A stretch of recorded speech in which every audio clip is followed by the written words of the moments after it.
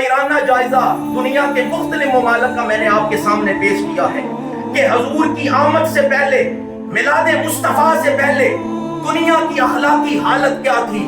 کہیں بچیوں کو زندہ دفنایا جاتا رہا ہے، کہیں ماؤں کو منڈیوں میں بیچا جا رہا ہے، کہیں ستی کی رسم کے نام پر بیوہ عورت کو مردہ خامد کے ساتھ جلایا جا رہا ہے، کہیں بے بس قیدی کو بھوکے شیر کے ہاتھوں مروایا جا رہا ہے، کہیں امیر افریقی غریبوں کا گوشت کاٹ کے کھا رہے ہیں، کہیں معذور بچوں کو پہاڑوں کی چوٹیوں سے نیچے پھینکا جا رہا ہے۔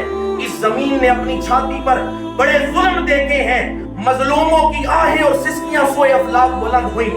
پروردگار کوئی ایسی رحمت نازل کر جو اس ظلم کے نظام کو بدل دے، پروردگار کوئی ایسی رحمت نازل کر دے جو مسکینوں کے لیے آسرا بنے۔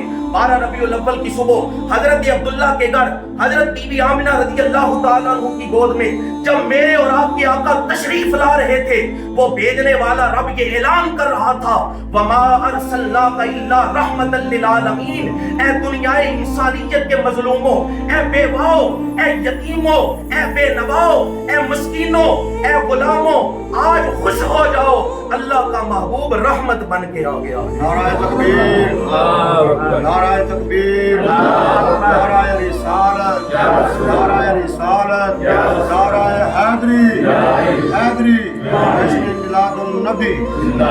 وہ دیکھو نور برساتا عرب کا تاجدار آیا، ملی راحت غلاموں کو، یتیموں کو قرار۔